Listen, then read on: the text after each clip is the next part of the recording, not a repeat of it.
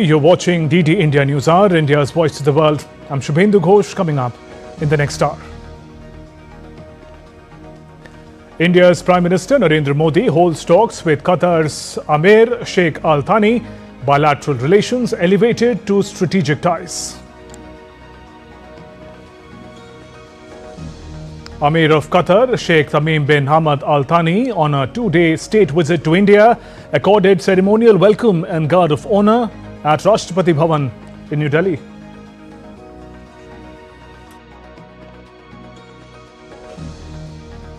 United States and Russia's top delegates meeting in Saudi Arabia today. Bilateral ties, Ukraine war in focus. US-Ukraine envoy on a visit to Brussels says no one will impose peace deal on Zelensky.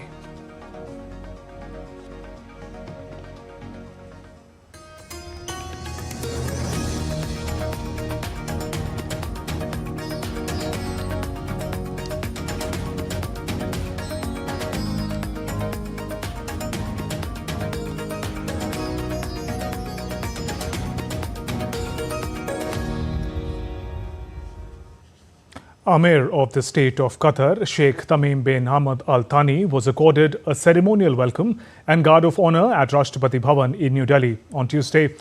India's President Draupadi Murmu and Prime Minister Narendra Modi greeted Qatar's Amir upon his arrival.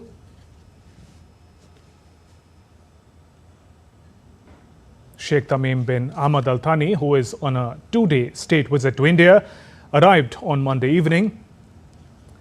Extending a special gesture, Prime Minister Modi had gone to the airport to receive the Amir of Qatar as he arrived in New Delhi on his second state visit to India. The visit is expected to strengthen bonds of India-Qatar partnership. The two countries have deep-rooted historical ties of friendship, trust and mutual respect.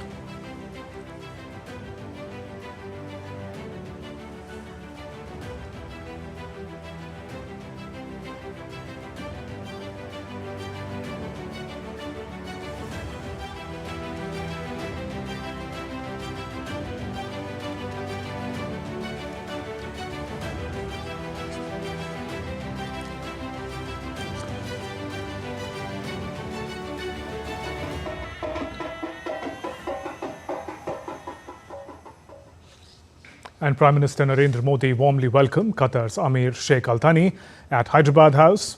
Qatar's Amir Sheikh Al Thani and Prime Minister Modi held wide-ranging talks. Both leaders decided to elevate India-Qatar relations to a strategic partnership with focus on trade, energy, investments, innovation, technology, food security, culture and people-to-people ties.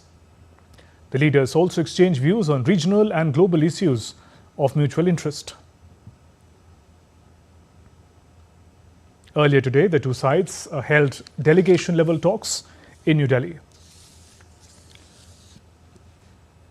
After the talks, Prime Minister Modi and Qatar's Amir Sheikh Al Thani witnessed exchange of agreements at Hyderabad House, agreement on establishment of strategic partnership between India and Qatar, and an agreement on revised agreement for avoidance of double taxation, prevention of fiscal evasion with respect to taxes on income.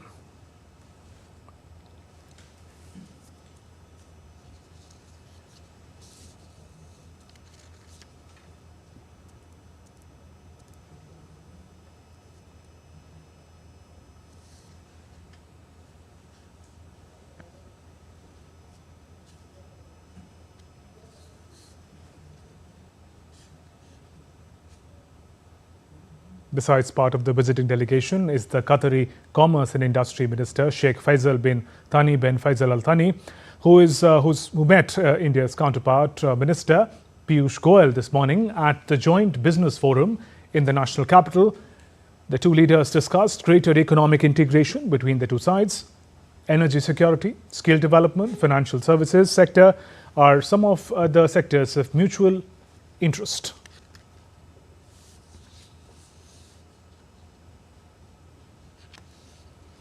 India and Qatar signed two memorandum of understandings, including between Invest Qatar and Invest India, and between Qatari Businessmen Association and Confederation of Indian Industry. Addressing the gathering, Minister Piyush Goyal said the relations between two sides are historical and full of possibilities.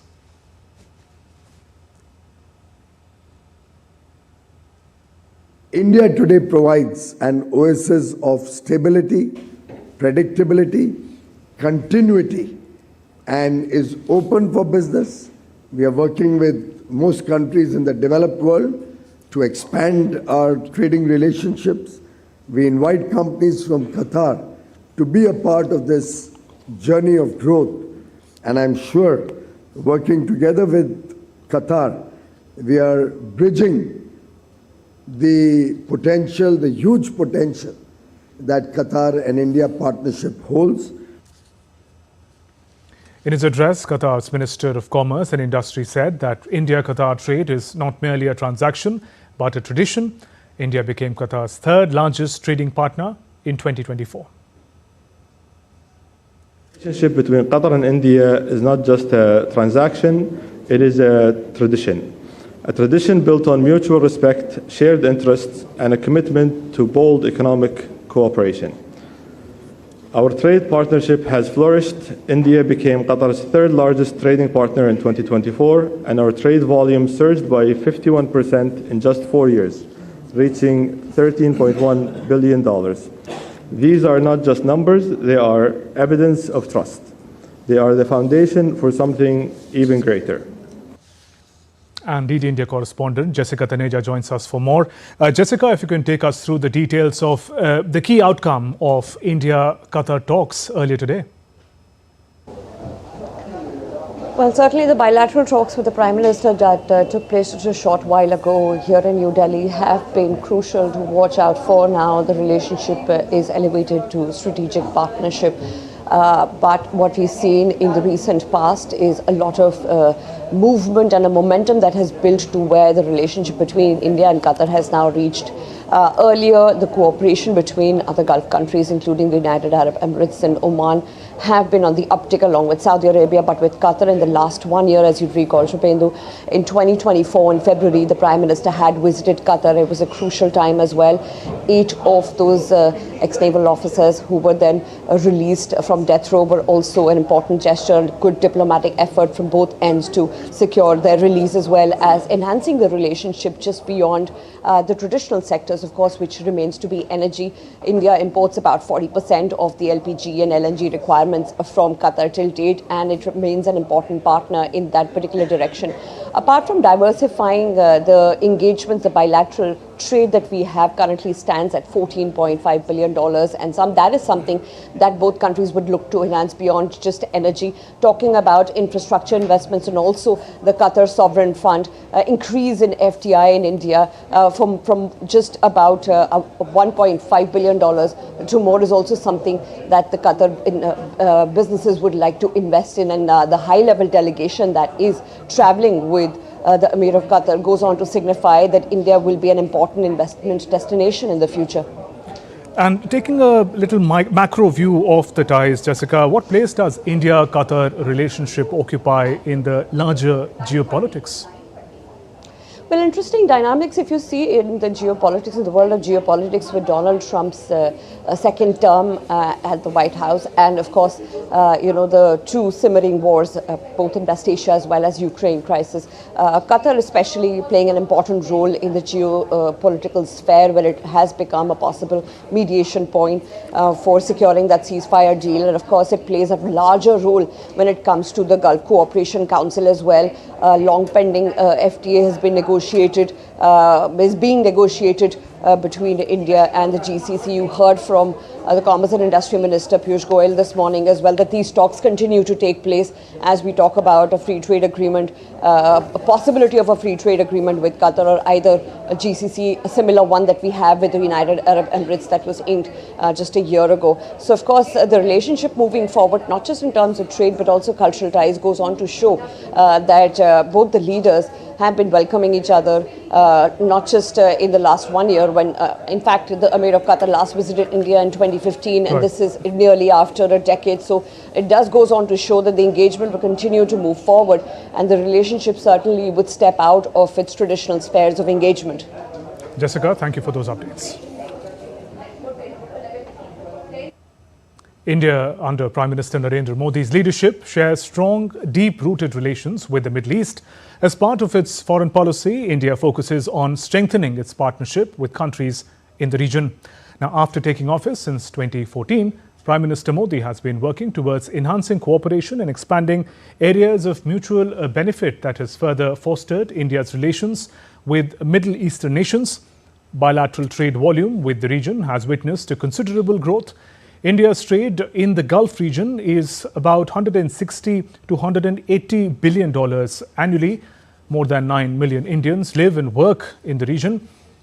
India-Middle East-Europe Economic Corridor ensures India's maritime security and faster movement of goods between Europe and Asia. Prime Minister Modi inaugurated the Babs Hindu Temple in Abu Dhabi last year. This was the first Hindu temple in the region. The Gulf Cooperation Council has vital significance for India. India-GCC bilateral trade for financial year 23-24 stood at about $161 billion. Minister of State for Electronics and IT, Jitin Prasada, attended the launch of Digital India Brand Manual and the first CIO Conference 2025 in New Delhi on Tuesday. These initiatives are set to revolutionize e-governance in India. The minister launched the DBIM, which introduces a framework for a unified digital identity across government platforms.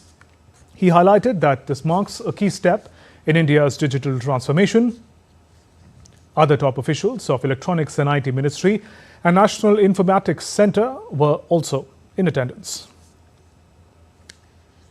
When the Digital India flagship digital governance program of the government had completed 6 years in 2021, the Honorable Prime Minister Shri Narendra Modi ji had remarked, and I quote, "It is a dream of the country to take India forward on the digital path so that the life of every citizen becomes easier, and how it is the instrument for Atmanirbhar Bharat and a manifestation of a strong India for the 21st century.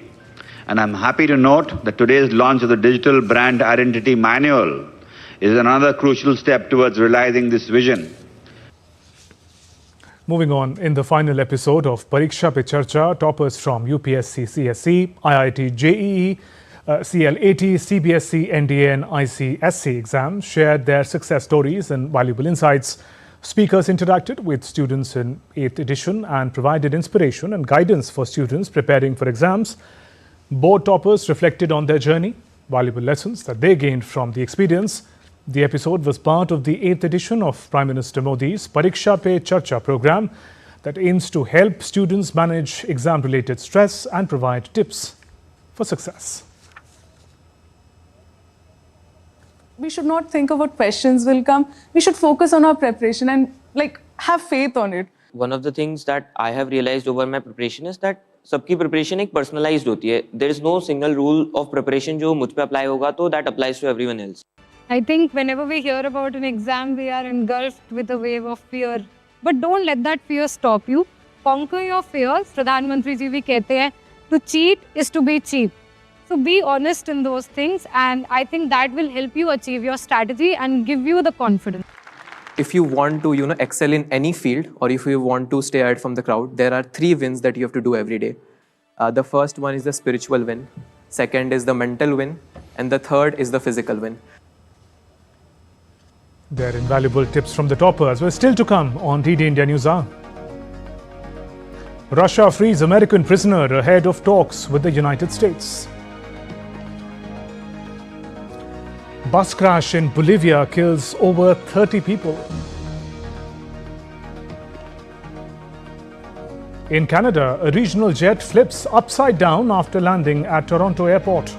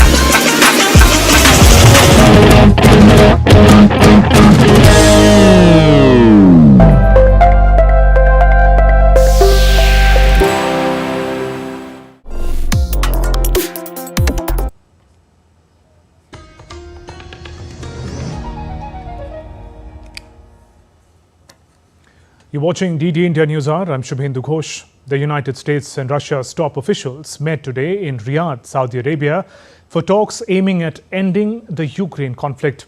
Foreign Minister Russia, Sergei Lavrov, is leading the Russian delegation in meeting with the US officials, including Secretary of State Marco Rubio, White House National Security Advisor Mike Waltz, and Middle East envoy Steve Witkoff.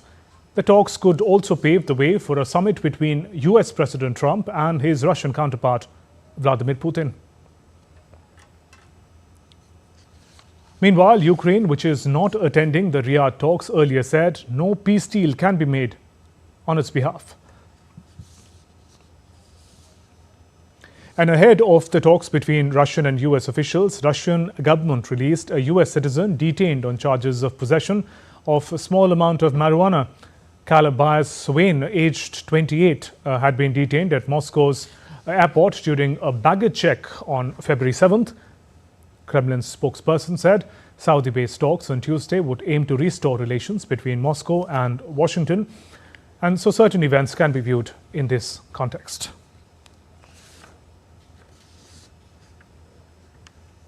On the other hand, European leaders are meeting in Paris for emergency talks called for higher spending to ramp up the continent's defense capability.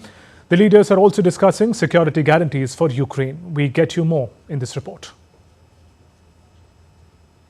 French President Emmanuel Macron hosted the leaders of the UK, Germany, Italy, Poland, Spain, Denmark, and the Netherlands alongside top EU representatives and NATO Secretary General Mark Rutte in the French capital.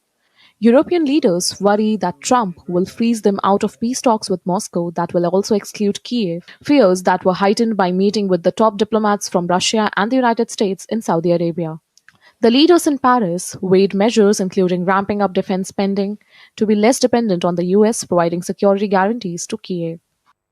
I think all of us are aware that we need to support Ukraine more and stronger than we are today. I'm glad that all Nordic countries and Baltic countries are so supportive, but all Europeans have to step up when it comes to Ukraine and at the same time step up when it comes to defense spending at home. Because Russia is threatening all Europe now, unfortunately. German Chancellor Olaf Scholz, too, called for the unity between Europe and the United States on responsibility for the Ukraine security. He said talks on peace is welcomed, but it should not be a dictated one. We welcome the fact that there are talks on peace development, but it must be and is clear to us. This does not mean that there can be a dictated peace and that Ukraine must accept what is presented to it. In this respect, we are working very closely with the Ukrainian president and Ukraine as a whole on these issues. Kiev has already said it will not recognize a peace deal negotiated by the US and Russia if it is not involved in the talks.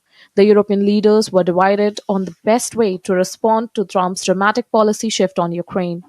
UK's Prime Minister Keir Starmer said he was prepared to consider committing British forces on the ground if there's a lasting peace agreement. German Chancellor Olaf Scholz found the idea completely premature and highly inappropriate. There was no joint statement or major announcements after the Paris meeting, apparently left for forums like the EU or NATO. Bureau Report, DD India. Meanwhile, President of European Commission Ursula von der Leyen welcomed US Special Envoy for Ukraine and Russia, that's Keith Kellogg, at the Commission's headquarters in Brussels. The meeting took place after an emergency meeting in Paris on Monday, where around 10 European leaders participated.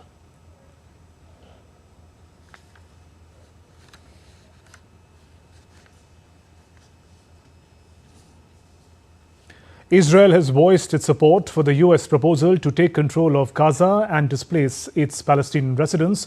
This comes as US Secretary of State Marco Rubio continues talks in Saudi Arabia, pushing for the resettlement of Gaza's over 2 million residents. The conflict-ridden West Asia has become a hotspot for diplomatic efforts to find peace. US Secretary of State Marco Rubio met with Saudi Crown Prince Mohammed bin Salman and discussed proposal for the Palestinian residents to be resettled in other Arab nations and for the US to lead reconstruction of the enclave. Israeli Prime Minister Benjamin Netanyahu has reaffirmed his commitment to the US President Donald Trump's plan. However, Arab states remain opposed. In a regional summit expected later this week, countries including Egypt, Saudi Arabia, and Jordan will discuss alternative proposals. Egypt and Jordan have reiterated support for a two-state solution, calling for an independent Palestinian state. Unfortunately, what they don't understand or they can't understand.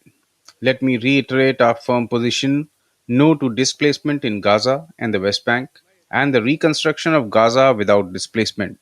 I stress the importance of working to reduce the escalation in the West Bank, and that a just and comprehensive peace based on the two-state solution is the only way to achieve stability in the region.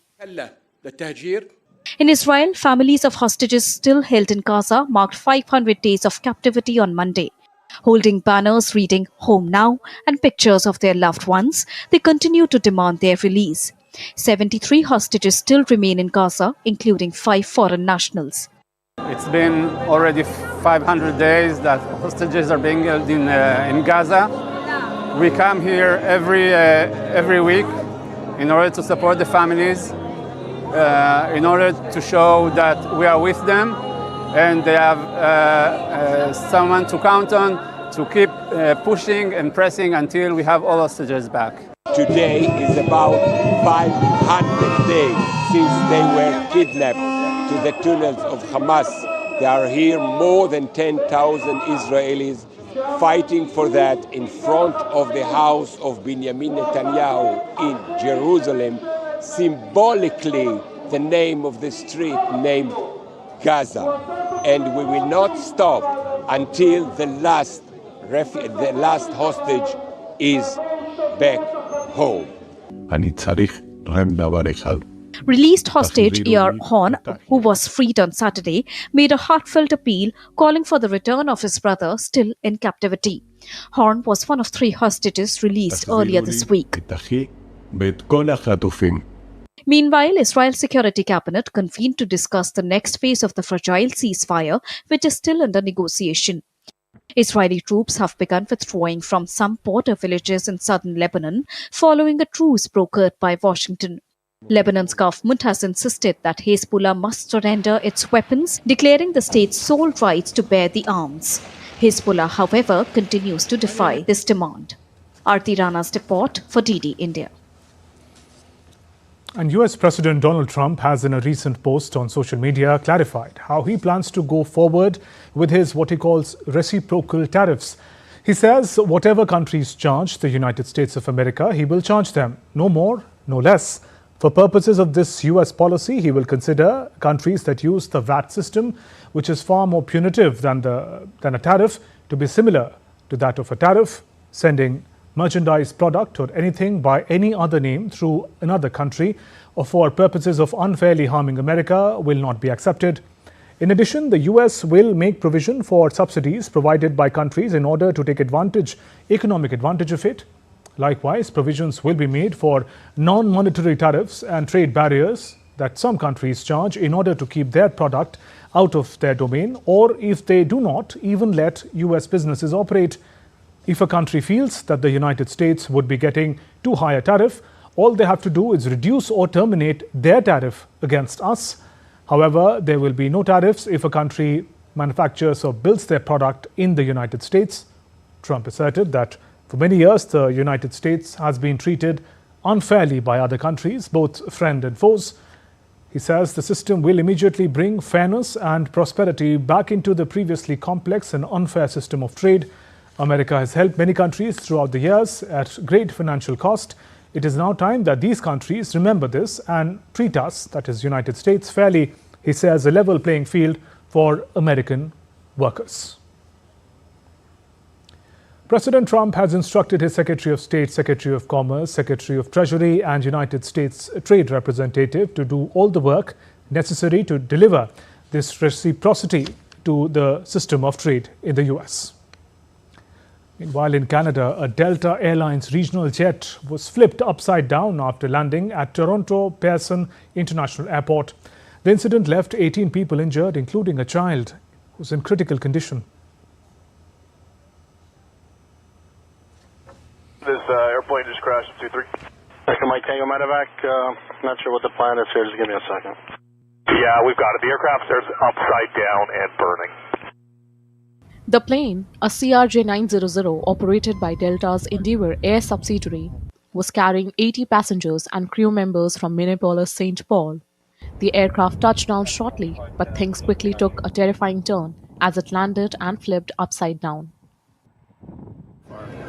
When I was grabbing lunch, I hear people at the table behind me saying there was an accident at Pearson.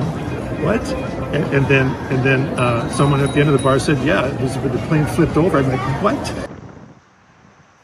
Emergency crews rushed to the scene as flames briefly erupted from the plane.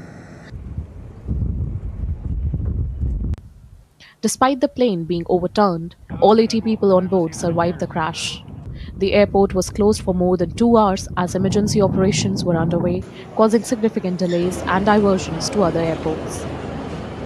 But I found that you were getting constant sayings on the intercom saying that there's a delay, etc. But everything seemed to be very normal. That's what I found really odd. It was people were taking it in stride. Okay, everybody's expecting a delay, but it won't really affect us. Canadian and US safety officials are now investigating the cause of the crash. The cause of the crash is still under investigation and being led by the Transportation Safety Board. It's not appropriate for us to comment at this time. At this time, we believe all our emergency response went as planned. We will, however, be conducting a review. This is an active investigation. It's very early on. It's really important that we do not speculate. What we can say is the runway was dry and there was no crosswind conditions. This crash follows a series of recent aviation accidents across North America. Aarti Rana's report for DD India. A bus crash in Bolivia killed at least 30 people. 10 adults and 4 children had been hospitalized, with several in intensive care. The driver of the bus slightly lost control of the vehicle, causing it to drop nearly 2,625 feet off the precipice in the southwestern municipality of Yokela. The mountainous route, known for its sharp turns and narrow paths, is frequently cited as one of the most dangerous ones in the country. Speeding and poor vehicle maintenance have been linked to many accidents in the area. The investigation is still underway.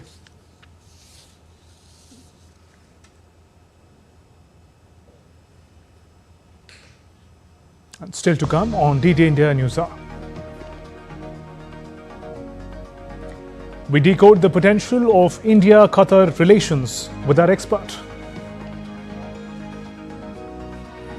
9 years of Pradhan Mantri Fasal Bima Yojana.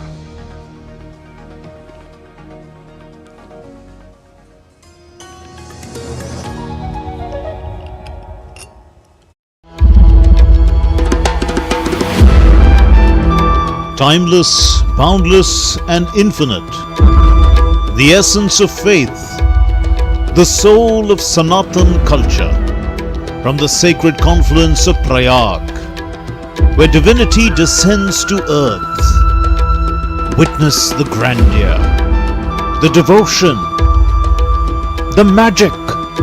World's largest cultural and spiritual gathering, with over 450 million devotees expected to attend. Mahakumbh, India's greatest festival of faith. Exclusively on DD India.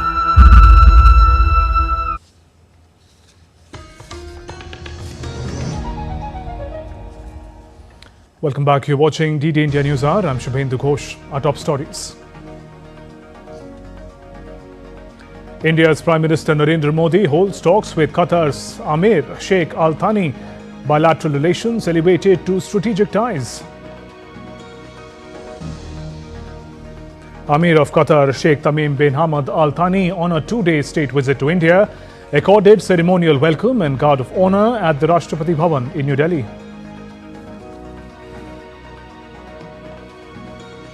The United States and Russia's top delegates meeting in Saudi Arabia today. Bilateral ties, Ukraine war in focus. We now return to our top story, the visit of Qatar's Amir to India and the talks that happened between the two leaders. Prime Minister Modi, Ambassador Prabhu Dayal, a former senior diplomat, is joining us now. He served as the Consul General in Dubai and Ambassador in Kuwait. Good afternoon and welcome, sir. Now, the key outcome that we just learnt about, the ties have been elevated to strategic partnership between India and Qatar. If you could help us put that in context first. Well, Shivendu, first of all, thanks for having me on your show. You have very rightly summed up the nuances of the relationship. I think that the India-Qatar relationship is too vital to be taken for granted. And some of the pillars which support the relationship are the huge Indian diaspora in Qatar, which comprises about 27% of the population there. The energy security partnership, the emerging partnership in newer areas of science and technology, and of course, the strategic aspect of the relationship. I think that the relationship demands constant nurturing, strategic foresight, and a clear understanding of the shifting sands of geopolitics. And I think this is what the government of India has in mind. Because if you notice, the interactions have been pretty constant. The Emir paid a state visit to India in 2015. Prime Minister Modi paid a return visit to Doha in 2016. And he again visited Doha last year. And now we have the visit of the Emir of Qatar. So all these underline the fact that India and Qatar share deep-rooted historical ties, and these are based on mutual respect, trust, and friendship. Let me mention what I underlined at the outset, that the diaspora is a very important pillar of the relationship. Qatar hosts about 830,000 Indians. Right. And these expatriates are not just cogs in the Qatari machine, but they play a very important role in its functioning in various sectors. Now, let me mention that Indians in Qatar are not merely laborers doing menial jobs, but they are the backbone of Qatar's thriving economy. There are engineers, doctors, IT professionals, businessmen, educators. All these are part of the vibrant Indian diaspora in Qatar. And significantly, from our point of view, they also send about $4.14 billion in remittances to India. So their remittances comprise a very significant part of the overall foreign remittances coming to us from other sectors where our diaspora is placed. Then, as I said, there is the energy factor. The energy factor is basically built around our requirements of liquefied natural gas. And Qatar has been a very reliable partner in this context.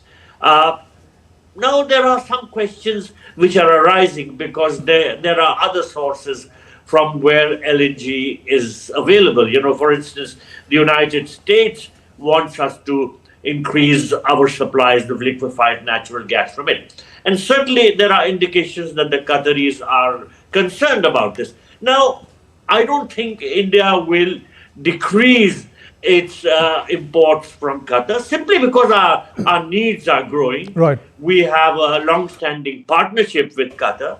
So while we may diversify our requirements, our imports of LNG, certainly I don't see that these will impact the sort of partnership which has been steadily built up with Qatar. And then, of course, there is the very important strategic aspect.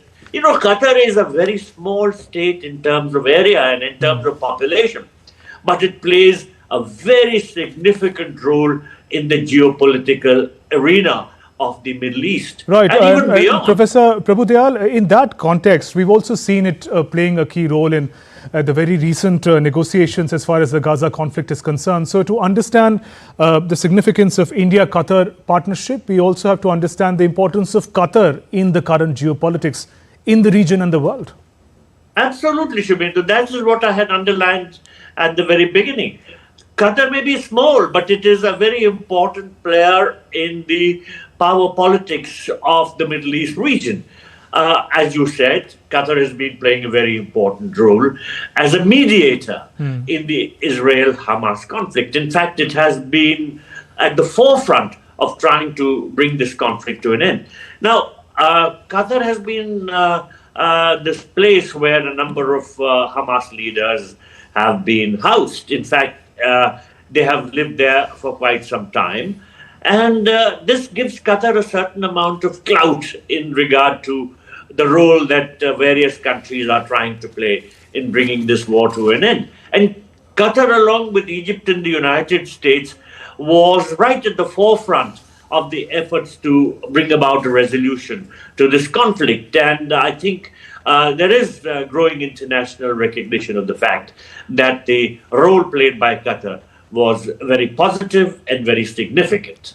Right. And finally, Ambassador Prabhudyal, India's outreach to the West Asian countries, especially under the leadership of Prime Minister Modi, and the leader-to-leader rapport. Prime Minister Modi goes to the airport to welcome the visiting dignitary, calls him brother, and that very warm hug. These gestures of hospitality, to what extent they also define the partnership between India and the region as a whole?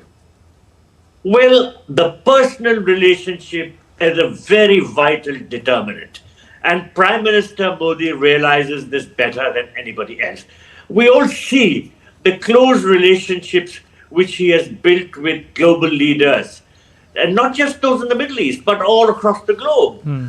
In the Middle East in particular, because of the large diaspora, because of the fact that we have a historical relationship, he has really gone out of his way to cultivate strong relationships with the key players. And these include Sheikh Mohammed bin Zayed, the ruler of Abu Dhabi and the president of UAE, Prince Mohammed bin Salman, the crown prince of Saudi Arabia, and the Emir of Qatar, Sheikh Thani. So all these relationships are just examples of how the personal equations which he has built up. Now, as regards Qatar, we all recall that there was a lot of anguish in India and a lot of concern about our retired naval personnel who had been arrested on the charges of spying and who were under detention in Saudi Arabia, in Qatar. So Prime Minister Modi made it a very important agenda item for himself to get them released.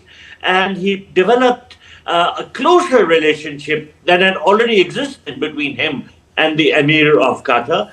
And he paid a visit to Qatar also to thank the Emir for having released them. So that sort of bonding is very significant. I understand that one sailor remains to be returned. There are some roadblocks, some hurdles.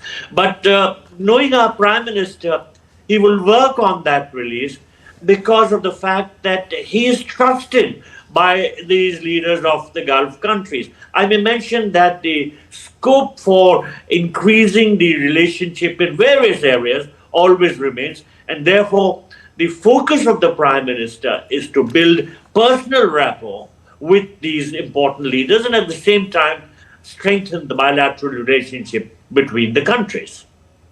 On that note, Ambassador Prabhudyal, thank you very much for joining us on the News Hour and sharing your perspective. Pradhan Mantri Fasal Bima Yojana marks its 9-year anniversary, celebrating close to a decade of empowering farmers of India. Launched in 2016 by Prime Minister Narendra Modi, the scheme offers a comprehensive shield against crop losses caused by unpredictable natural hazards. This protection not only stabilizes farmers' income, but also encourages them to adopt innovative practices. Crop insurance is an important risk mitigation tool to protect farmers from natural calamities. It aims at providing financial support to farmers suffering crop loss, damage arising out of natural calamities like hailstorm, drought, floods, cyclones, heavy unseasonal rains, attack of diseases, etc.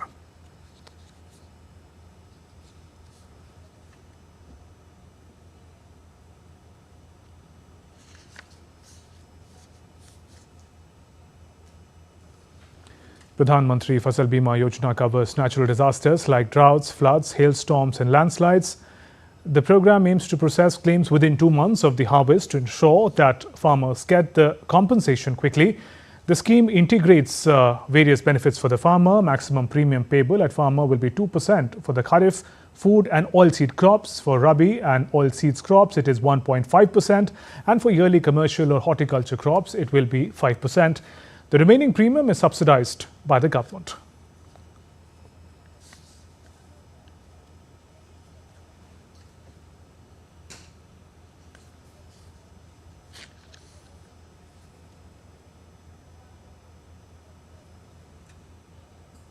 Let's now turn to other stories making news today. India's Home Minister Amir Shah reviewed the status of the implementation of new criminal laws in Jammu and Kashmir. Chief Minister Omar Abdullah and Lieutenant Governor Manoj Sinha were also in attendance. Bharatiya Nyay Sanhita, the Bharatiya Nagarik Suraksha Sanhita and the Bharatiya Sakshya Adhiniyam replaced the colonial era criminal decrees in India.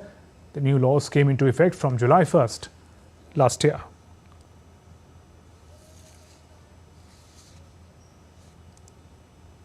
The Pir Panjal Winter Festival, organized by Indian Army's Romeo Force 6th Sector, is currently underway in Jammu and Kashmir. The month-long event aims to engage local youth in sports and cultural activities, fostering national spirit and countering drug abuse. The festival features various competitions.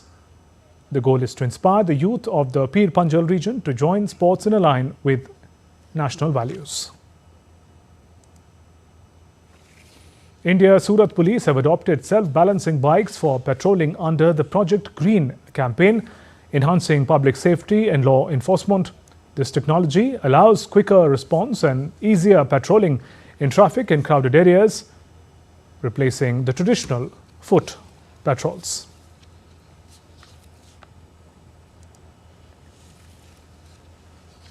Gulf Food 2025, one of the world's largest food and beverage trade exhibitions, has commenced at the Dubai World Trade Center. Now it will feature over 5,500 exhibitors from 129 countries. The event highlights more than 1 million products, reinforcing Dubai's position as a global food trade hub. India has a significant presence at the event, with 370 companies participating in the fair. The demand for Indian products in the Gulf region continues to grow, driven by the large Indian diaspora and strong bilateral trade relations. Chirag Paswan, India's Minister for Food Processing Industries, inaugurated the Indian Pavilion at the fair. He emphasized India's commitment to global partnerships in food processing. And still to come on DD India News Hour. Tennis star Djokovic feels that favoritism is being shown to the sport's biggest stars following Yannick Sinner's incident. Barcelona moves top of the La Liga standings after beating Rayo Vallecano.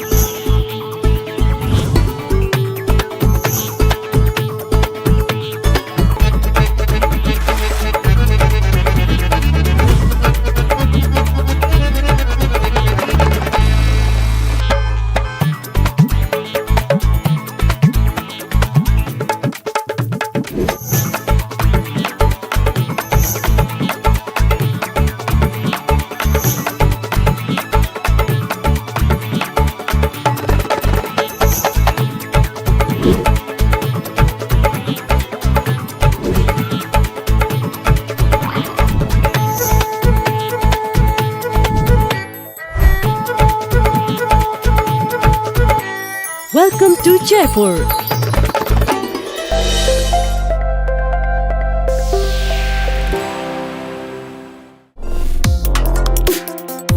Complex issues, hidden agendas, twists and turns, strategic games.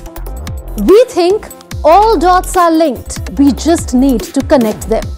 Join me every week as I connect the dots to unravel hidden designs in statecraft, mysteries, and decode issues that matter to you. Watch Connecting the Dots with me at these times on DD India.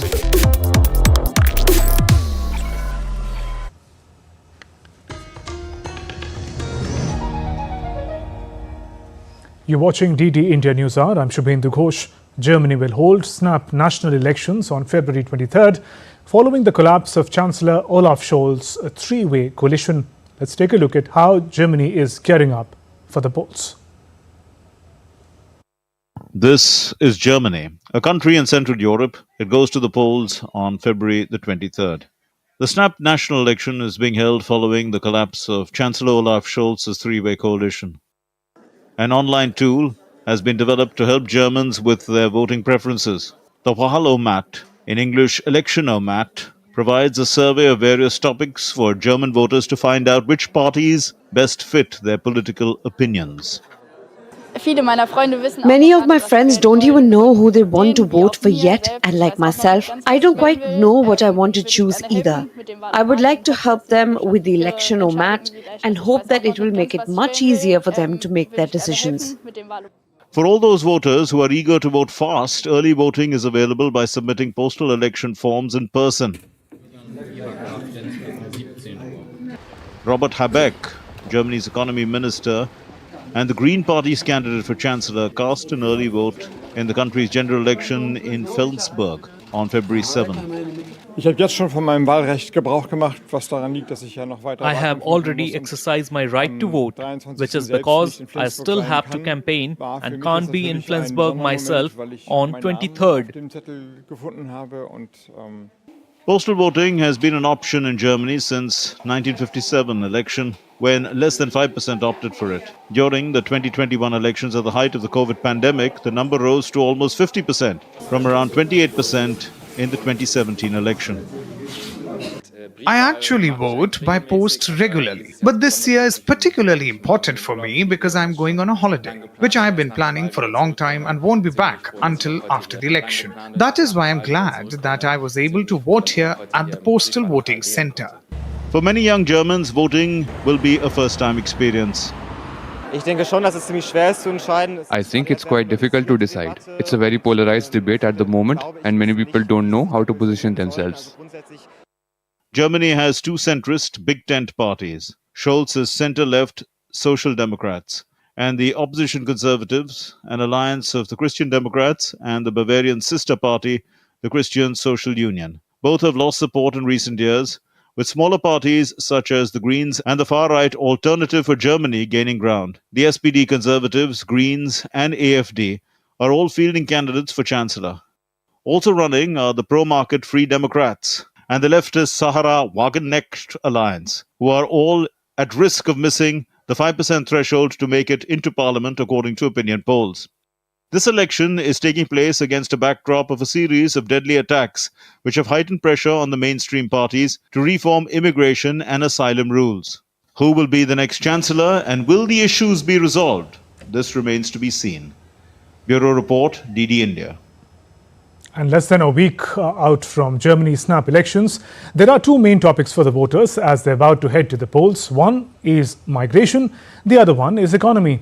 Germany's been in a rough spot for the past few years. The parties joking for the chancellery have very different ideas on how to fix the situation. Lars Holter is with Deutsche Welle and joins me from Berlin. Lars, what are you hearing from the candidates as of now?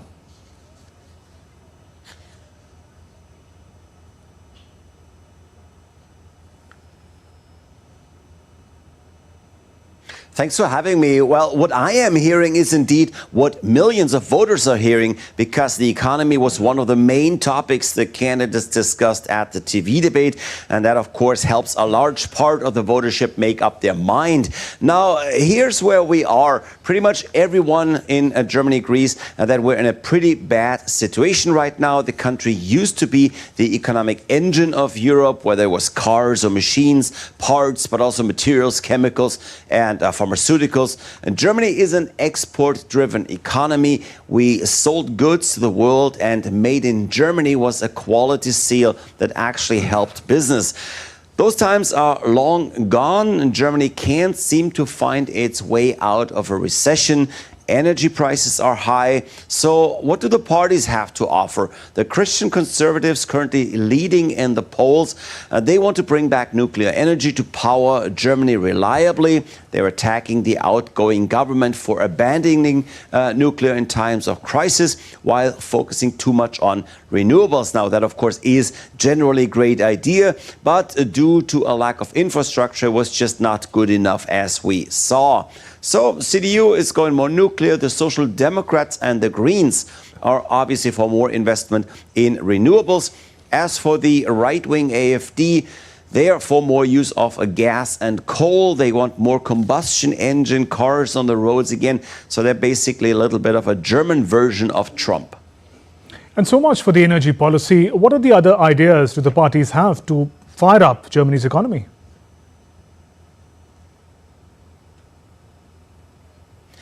Great question. I just mentioned made in Germany. Now, for the Social Democrats, that is now the name of an investment program where the government would subsidize corporate investment at 10% of the cost, hoping to spur multi-billion euro investments across all industries. The CDU prefers across the board lower taxes. Also, they say, to spur investment. It would, it seems, be much more easier to organize. It would not bring upon another huge bureaucratic effort, but it also doesn't look as targeted as the other parties' approach. Generally talking about taxes, it's clear that the Conservative Party's concept favors top earners, companies, and upper management to a much stronger degree as lower and middle income Germans. The SPD and the Green Party, meanwhile, want to lower taxes at the bottom while raising them at the top.